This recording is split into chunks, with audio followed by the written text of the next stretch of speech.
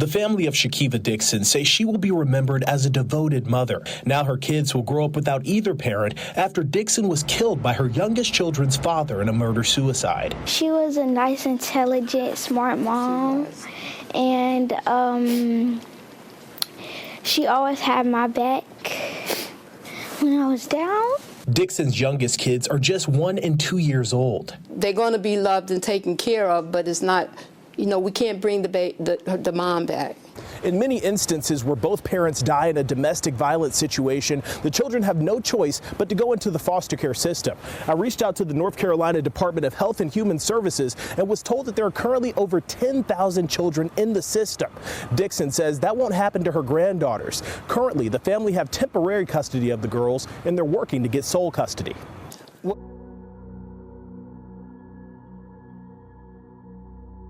20 minutes. That's how much time Shakeva Dixon had left to live. But she had no idea.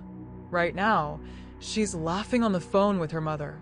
They're talking about Sunday morning service, about finally going back to church, about the peace she's been praying for.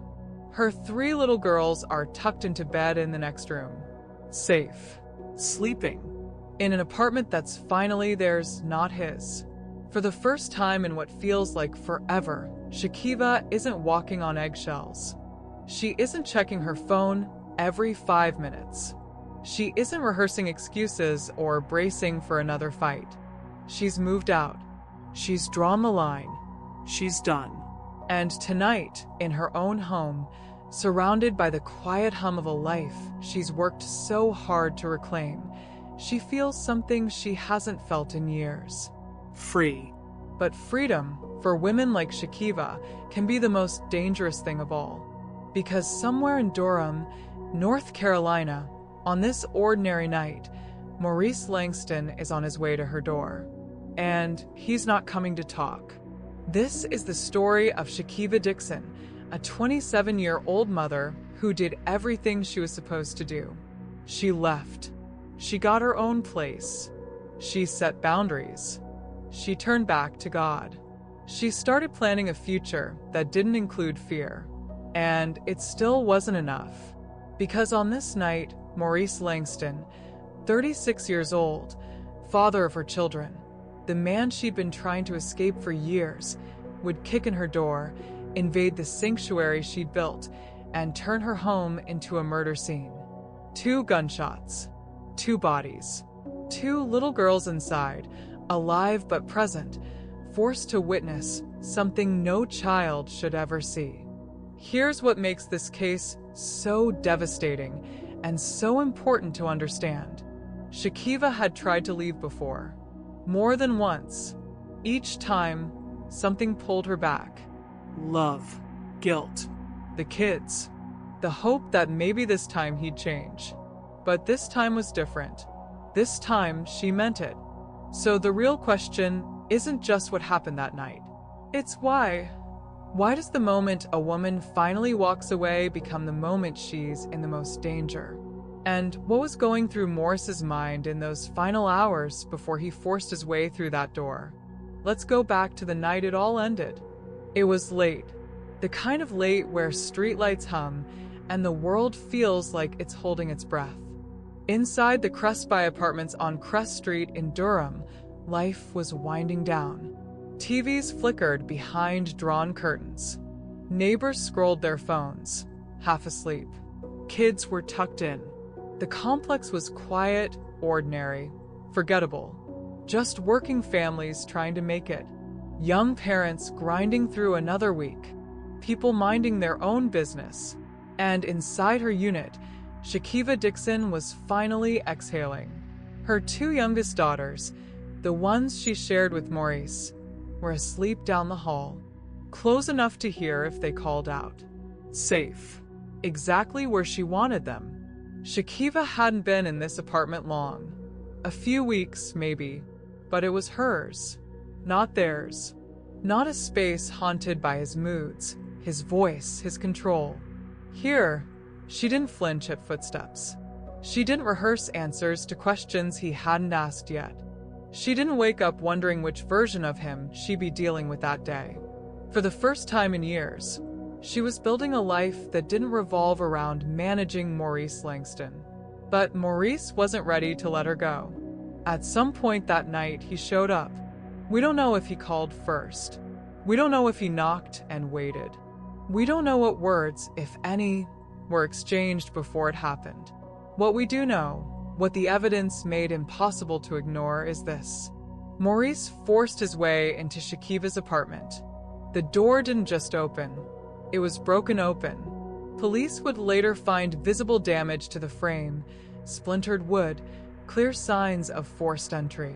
This wasn't an argument that escalated. This wasn't a conversation that went wrong.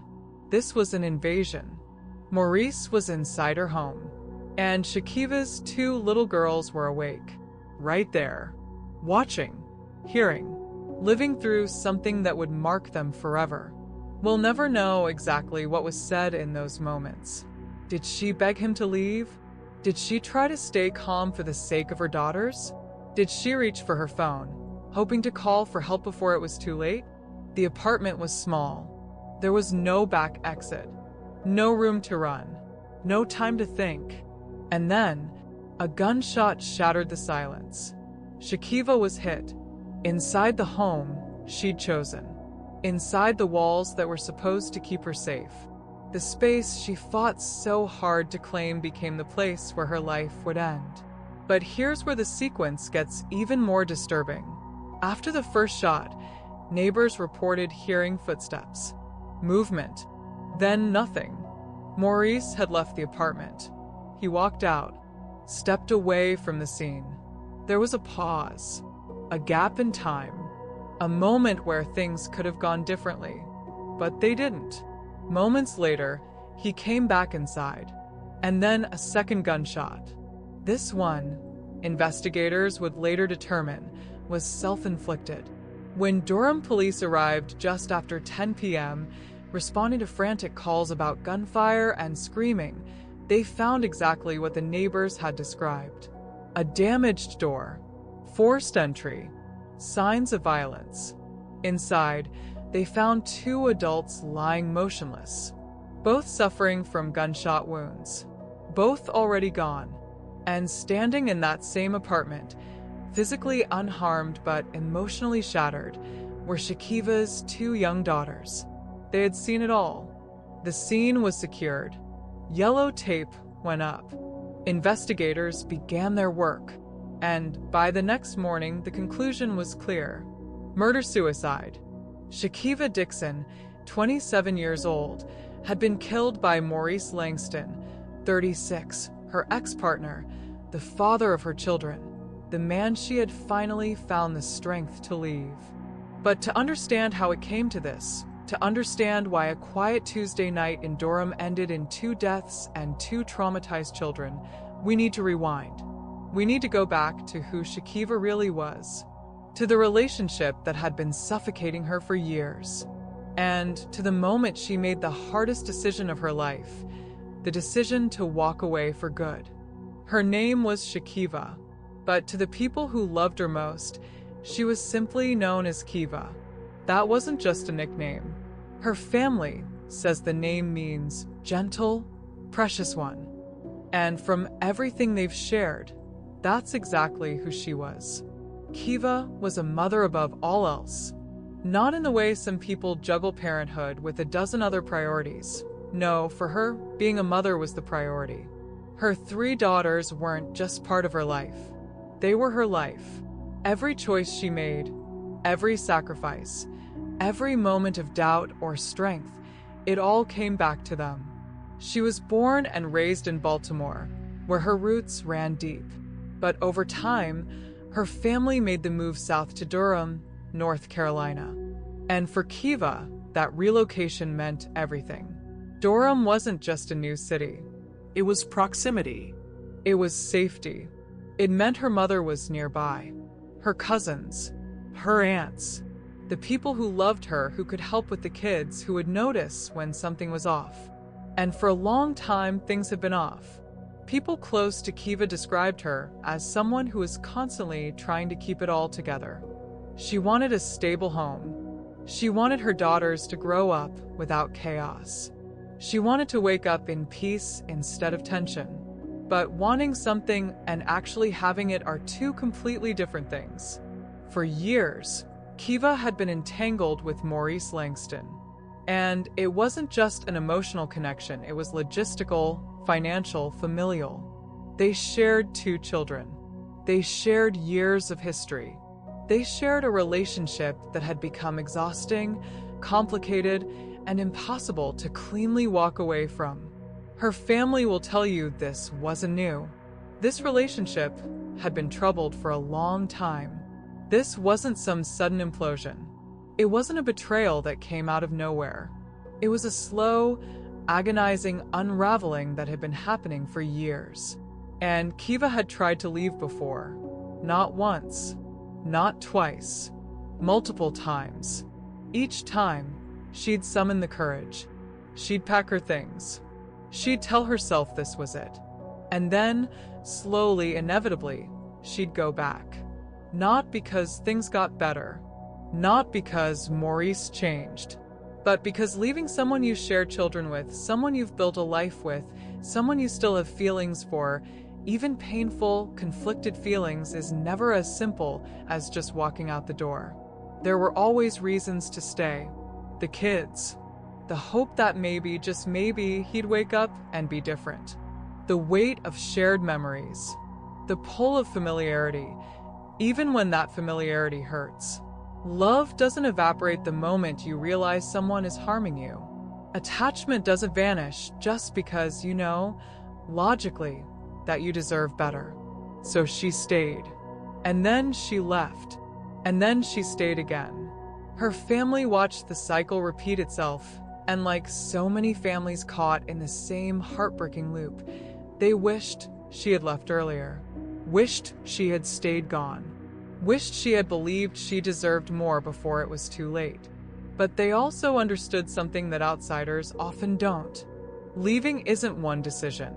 It's 100 small decisions, made and remade, until one day the resolve finally sticks. And then something shifted. In the weeks before her death, Kiva did something that felt different. Something her family immediately recognized as final. She got her own apartment. She packed up her daughters and moved out. But this wasn't another trial separation. This wasn't a cooling off period to see if distance would fix things. This was a boundary, a line in the sand. Her family said it clearly. This time, Kiva wasn't wavering. She wasn't keeping the door cracked open. She wasn't leaving herself room to go back. She was done. Mentally, emotionally, completely. And around the same time, something else happened. Kiva recommitted herself to God. She had rededicated her life to her faith, and she was planning to go back to church that coming Sunday. Her family said it wasn't performative. It wasn't a show. It was real. It was a woman who had been exhausted for so long finally finding solid ground again. She had her own apartment. She had her daughters safe with her. She had her family close by. She had her faith renewed. For the first time in years, Kiva wasn't just surviving. She was looking forward. From the outside, it looked like she had finally broken free. But here's the devastating truth that so many people don't understand until it's too late. That freedom, that final, irreversible decision to leave for good, was the exact moment she became most vulnerable. So, who was Maurice Langston? On paper, his life looked solid, stable even. He worked as a machine operator at Anchor Coupling Incorporated, a Caterpillar-affiliated facility based in Goldsboro, North Carolina. He'd held that position since 2015, almost a decade of consistent employment. He had studied business administration at Gwinnett Technical College. He was a graduate of Spring Creek High School. From a distance, these are all the markers people look for. A steady job, some education, a predictable routine. But resumes don't tell the whole story. Maurice was a father, but not just to the 2 daughters he shared with Kiva. He had children with multiple women. Different homes, different dynamics, different expectations pulling him in different directions. And that added complexity to everything. Co-parenting schedules, financial responsibilities spread thin, old resentments that never quite got resolved, past relationships that bled into present ones. Nothing existed in a vacuum. His connection to Kiva wasn't isolated from the rest of his life. It was woven into a web of obligations, emotions, and unfinished business. We'll never know exactly what was going through Maurice's mind in the days leading up to that night. We don't know if he thought Kiva would come back the way she had before. We don't know if her moving out felt like rejection, like abandonment, like a loss of control he couldn't stomach. What we do know is this: when Kiva finally drew a hard line, when she stopped negotiating, stopped second-guessing herself, stopped leaving the door open for him to walk back through, Maurice couldn't accept it. And on the night she died, he didn't knock and ask to come in. He broke down the door. This is a pattern that shows up over and over in cases like this. The violence doesn't appear out of thin air. It escalates when control starts slipping. When the person who's been trying to leave finally stops wavering and means it, that's when the risk becomes deadly. Maurice had a job. He had an education. From the outside, he had all the trappings of a man who had his life together. But none of that stability mattered when the woman he'd been bound to for years made the decision that she was done for good. So now we go back to that night, to the door that was forced open, to the gunshots that shattered the silence, and to the two little girls who survived, but who will carry the weight of what they witnessed for the rest of their lives. When police finally cleared the scene nearly 9 hours later, the case was officially classified. Murder-suicide. Legally speaking, it was closed. There would be no trial, no courtroom drama, no witnesses cross-examined under oath. The evidence told a simple, brutal story: forced entry, 2 gunshot wounds, 2 bodies. Investigation concluded. But for Kiva's family, nothing about this was closed. The 2 daughters who were inside the apartment that night, Kiva's youngest girls, walked away without a scratch. No bullets hit them. No ambulance was needed for them. But they were there. They heard the shouting. They heard the gunshots. They saw things no child should ever have to see. And they'll carry that with them for the rest of their lives. In the immediate aftermath, Kiva's family stepped up without hesitation. The girls would be cared for, protected, loved, raised by people who knew Kiva, who cherished her, and who would make absolutely certain her daughters grew up knowing exactly who their mother was. Continuity mattered, stability mattered, and making sure those girls didn't lose everything in one night mattered most of all. As word of Kiva's death spread through Durham and Baltimore, grief rippled outward fast. A GoFundMe was set up to support her 3 daughters, not just for funeral costs or immediate expenses, but for their long-term future. The fundraiser centered Kiva, not the horror of how she died, not the sensational headlines, but the mother she was, the life she was fighting to build, the children she left behind who needed support. Friends and family shared photos, memories, stories of Kiva laughing, Kiva caring of a woman found dead in Durham along with her ex-boyfriend. Shakeva Dixon's cousin told us that her children were in the apartment when she was shot and killed. Police are investigating the case as a possible murder-suicide. WRAL's Monica Casey joins us from Durham tonight after hearing from that family. This is the apartment where 27-year-old Shakeva Dixon and 36-year-old Maurice Langston were found dead. Police are investigating the case as a murder-suicide. Her name actually means gentle, precious one. gentle, precious, beautiful one. Shakeva Dixon was a mother to 3 daughters. It's just a soft light in our lives, constantly encouraging, being positive. That light snuffed out. Her cousin, Sharina Steeple, tells me Dixon had been on the phone with her mother just 20 minutes before the shooting. To my knowledge, he busted into her home and shot her and then shot himself. And both of her children were there. 36-year-old Maurice Langston was also found dead in the apartment. Police scanner traffic shows damage to the apartment. Hey, just an FYI, this apartment has obviously been forced in, a child crying. I mean, we're kind of concerned that there's somebody hurt inside. And WRAL cameras captured a bullet hole in the front window. A lot of sheetrock dust. There's door frame fragments on the couch. So this fairly clearly was kicked open recently. Steeple says Dixon leaves behind many who will miss her. She just wanted to see everybody succeed.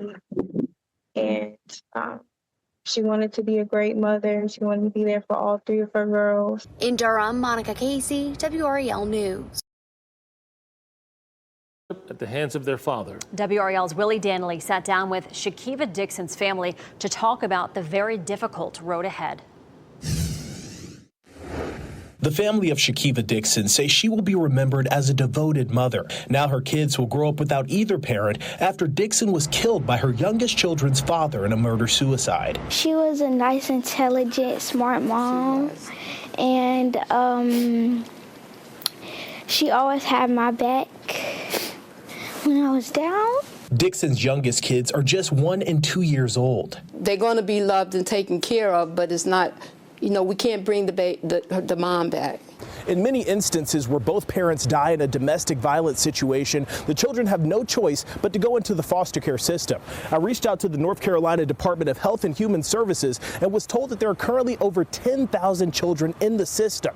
Dixon says that won't happen to her granddaughters. Currently, the family have temporary custody of the girls, and they're working to get sole custody. Well, we have a large family, and we're going to have to pull together. And at this time, we still doing the best we can in making sure that they're taken care of. Willie Danley, WRAL News. That is just so heartbreaking. As the family grieves together, they're asking the community for support and prayers. You can visit WRAL.com to find out how you can help. For her girls, Kiva finding her faith again. But alongside the mourning, something uncomfortable began to surface. Friends and relatives connected to Maurice also started grieving publicly. They posted about his death. They asked for prayers for his family. They spoke of tragedy, of loss, of devastation. And in isolation, those requests might have gone unnoticed. But placed side by side with Kiva's death, with the fact that she was murdered while trying to start over, those prayers landed very differently. Kiva's family made their position crystal clear.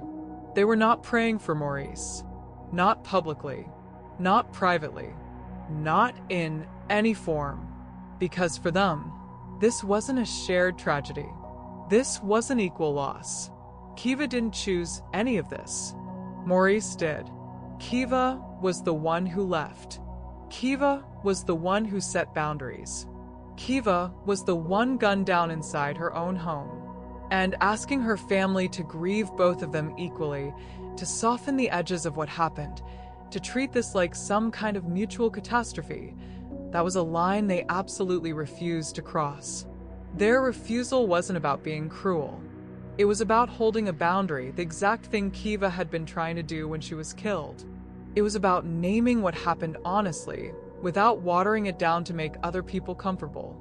2 days after the shooting, Kiva's older sister posted something online that broke hearts all over again. She wrote, "You posted this 2 days ago. You looked so calm, beautiful, and at peace. I am not okay. Who would have ever imagined? Maybe God was tired of you suffering and going through the things you never spoke of. Baby sis, I'm trying so hard. Why didn't he just take himself out?" That last line, raw, devastating, unanswerable, speaks to the questions so many families are left with in cases like this. If Maurice was planning to die anyway, why did he have to take Kiva with him? Why not just leave her alone? In the days that followed, there was no funeral, no public memorial service where Kiva's name could be spoken aloud, where her family could gather in one place and begin the slow, painful work of saying goodbye. That absence was felt deeply. Grief that has no outlet doesn't fade. It festers. It sharpens. And for Kiva's family, the lack of closure, the lack of ritual, the lack of any semblance of justice, it all piled on top of an already unbearable loss. Legally, the case was over, but the story Kiva's family is telling about who she was, what she endured, and why she deserved to live, that story is far from finished.